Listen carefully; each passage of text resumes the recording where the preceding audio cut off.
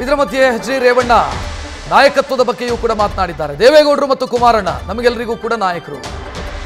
ಕುಮಾರಣ್ಣ ಅನುಭವಿಸಿದಂಥ ನೋವು ಯಾರೂ ಕೂಡ ಅನುಭವಿಸಿಲ್ಲ. ಕುಮಾರಣ್ಣ ಒಮ್ಮೆ ಮಾತು ಕೊಟ್ಟರೆ ಏನು ಬೇಕಾದರೂ ಮಾಡ್ತಾರೆ ಅಂತ ಸಹೋದರ ಕುಮಾರಸ್ವಾಮಿ ಅವರನ್ನ ಹಾಡಿ ಹೊಗಳಿದ್ದಾರೆ ರೇವಣ್ಣ. ಇನ್ನು ನಿಖಿಲ್ ಸೋಲಿನ ಬಗ್ಗೆಯೂ ಕೂಡ ಮಾತನಾಡಿದ್ದಾರೆ. ನಿಖಿಲ್ ಒಂದಲ್ಲ ಒಂದು ದಿನ ಉತ್ತಮ ನಾಯಕ ಆಗ್ತಾರೆ. 3 ಬಾರಿ ಸೋತ್ರು ಅಂದ ತಕ್ಷಣ ಏನೂ ಆಗಲ್ಲ ಅಂತ ರೇವಣ್ಣ ಮಾತನಾಡಿದ್ದಾರೆ. ಇನ್ನು ಕಾಂಗ್ರೆಸ್ಗೆ ಈ ಪರಿಸ್ಥಿತಿ ಬಂತಲ್ಲ ಅಂತ ನೋವಾಗ್ತಿದೆ. ಯೋಗೇಶ್ವರ್ ಅವರನ್ನ ಮಂತ್ರಿ ಮಾಡಲಿ, ಅವರಿಗೆ ಉಜ್ವಲ ಭವಿಷ್ಯ ಸಿಗಲಿ. ಯೋಗೇಶ್ ಅಣ್ಣನ ಹತ್ರ ನಾನು ಕೆಲಸ ಮಾಡಿಸ್ಕೊಳ್ತೀನಿ ಅಂತ ರೇವಣ್ಣ ಹೇಳಿಕೊಂಡಿದ್ದಾರೆ. ಒಂದು ನನ್ನ ಜೀವನದಲ್ಲಿ ನಾನು ದೇವೇಗೌಡರು ಕುಮಾರ್ ಬದುಕಿರೋರಿಗೆ ರೇವಣ್ಣೇನೋ ಹೊಡೆದಾಡ್ತಾನೆ ಅಂತ ತಿಳ್ಕೊಂಡಿದ್ದು. ನನ್ನ ಜೀವನದಲ್ಲಿ ನಮಗೆ ನಾಯಕರಿರೋದು ದೇವೇಗೌಡರು ಕುಮಾರಣ್ಣ ನನ್ನ ನಾಯಕರು. ನಾನು ಬದುಕಿರೋವರೆಗೆ ನಾನು ಇರ್ತೀನಿ, ನನ್ನ ಮಕ್ಳಿಗೂ ನಮ್ಮೆಲ್ಲರಿಗೂ ನಾಯಕರೇ ಕುಮಾರಣ್ಣ. ಇವತ್ತು ಕುಮಾರಣ್ಣ ಜೀವನದಲ್ಲಿ ಅವನಂತ ನೋವು ಅನುಭವಿಸಿರೋ ಯಾರೇ ರಾಜಕಾರಣಿಗಳು ನೋವು ಅನುಭವಿಸಿಲ್ಲ. ಇವತ್ತು ಕೆಲವು ಟೈಮಲ್ಲಿ ಅವನದು ಒಂದು ಸ್ವಭಾವ ಏನಿದೆ ಅಂದರೆ, ಮಾತು ಕೊಟ್ಟರೆ ಯಾರಿಗೆ ಏನು ಬೇಕಾದ್ರೂ ಮಾಡ್ತಾನೆ ಅಂತ ಮನುಷ್ಯ, ನಂಬೋ ಮನುಷ್ಯ ಜಾಸ್ತಿ. ಇಲ್ಲಿ ನನ್ನ ಹತ್ರಕ್ಕೆ ಅಂಥವು ಬರೋಲ್ಲ. ಇಲ್ಲಿ ಗೊತ್ತಾಯ್ತೇನ್ರಿ, ನಮ್ಮ ಹತ್ರ ಬಂದ್ರೆ ಒಂದು ಸ್ವಲ್ಪ ಇವೆಲ್ಲ ನಡೆಯಲ್ಲ ಅಂತ ಪಾಪ ಕುಮಾರಣ್ಣ ತಗ ಹೋಗ್ತಾರೆ.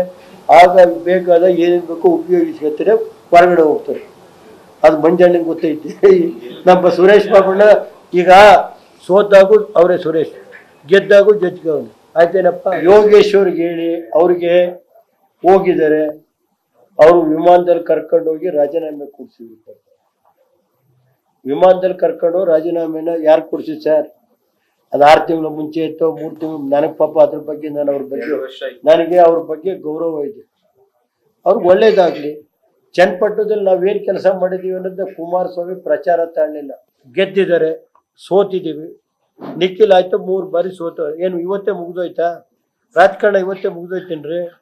ಸೋಲು ಗೆಲುವೆಲ್ಲ ಹೆದರಿಕೆ. ನಿಖಿಲನ ಈ ರಾಜ್ಯದಲ್ಲಿ ಒಂದಲ್ಲ ಒಂದಿನ ಉತ್ತಮವಾದಂಥ ನಾಯಕ ಆಗುವಂಥ ಸನ್ನಿವೇಶ ಬರುತ್ತೆ. ಬೇಕಾದ್ರೆ ಇವತ್ತು ನಾನು ಇದ್ರಲ್ಲಿ ಹೇಳಿರ್ತೀನಿ. ಆಯ್ತು, ಕಾಂಗ್ರೆಸ್ ಇವತ್ತಿನ ಪರಿಸ್ಥಿತಿ ಹೆಂಗಿದೆ ಅಂದರೆ, ನಮ್ಮ ಯೋಗೇಶ್ ಅಣ್ಣ ಕರ್ಕೊಂಡು ಹೋಗಿರೋ ಸಂತೋಷ, ಅವರು ಒಂದು MLA ಆಗಿರೋ ಸಂತೋಷ, ನನಗೆ ಹೊಟ್ಟೆ ಉರಿಯಿಲ್ಲ. ಕಾಂಗ್ರೆಸ್ ಈ ಸ್ಥಿತಿ ಬಂತಲ್ಲಪ್ಪ, ಯೋಗೇಶ್ ಅಣ್ಣನ ಕೈಕಾಲು ಕಟ್ಟೋ ಪರಿಸ್ಥಿತಿ ಬಂತಲ್ಲ, ನನಗೆ ನೋವಾಗ್ತಾ ಇದೆ. ಒಂದು ರಾಷ್ಟ್ರೀಯ ಪಕ್ಷ ಈ ಪರಿಸ್ಥಿತಿ ಬಂದೈತಲ್ಲ, ಯೋಗೇಶ್ ಅಣ್ಣ ಕಾಲಿಡಿದು ವಿಮಾನದಲ್ಲಿ ಕರ್ಕೊಂಡು ಹೋಗಿ ರಾಜೀನಾಮೆ ಕೊಡಿಸಿ ಈ ಪರಿಸ್ಥಿತಿ ಬಂತಲ್ಲ, ಅವ್ರು ಡ್ರಾಮಾ ಮಾಡಿ ಪಾಪ ಆ ಮನುಷ್ಯನ ಇದು ಮಾಡಿದ್ರಲ್ಲ ಅಂತ ನನಗೆ ಅಷ್ಟೇ, ಇನ್ನೇನಿಲ್ಲ.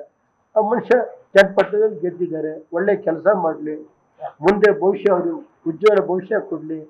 ಇಂಥ ಕಾಂಗ್ರೆಸ್ ಕಷ್ಟದ ಪರಿಸ್ಥಿತಿ ಇದ್ದಾಗ ಹೋಗಿ ಕೈ ಹಿಡಿದಿದ್ದಾರೆ ಯೋಗೇಶ್. ಅವ್ರಿಗೊಂದು ಮಂತ್ರಿ ಮಾಡಲಿ. ನಾವು ಒಂದಿಷ್ಟು ಕೆಲಸ ಮಾಡಿಸ್ಕೊಳ್ತೀವಿ ನಮ್ಮ ಯೋಗೇಶ್ ಅಣ್ಣಂತ. ನನ್ನ ಬಗ್ಗೆ ಏನ್ರಿ ಅಷ್ಟೇ ನಾನು ಹೇಳೋದು. ಏನು ಬಾಕಿ ಜನಸೇವೆ ನಮ್ಮ ಕೈಲಾದಷ್ಟು ಕೈ ಮುಕ್ಕೊಂಡು ಅವರು ಬಂದು ಒಳ್ಳೆ ಕೆಲಸ ಮಾಡಿ ನಮ್ಮ ಜಿಲ್ಲೆಗೆ ಒಂದು ಸ್ವಲ್ಪ ಕೆಲಸ ಮಾಡಿಕೊಟ್ರೆ ಸಂತೋಷ. ಅವ್ರಿಗೆ ಭಗವಂತ ಒಳ್ಳೇದು ಮಾಡಿ ಚೆನ್ನಾಗಿ ಇಟ್ಟಿರಲಿ ಅವರು. ನ್ಯೂಸ್ ಫಸ್ಟ್ ನಿರ್ಭೀತಿಯಿಂದ ನಿಮ್ಮ ಪರವಾಗಿ.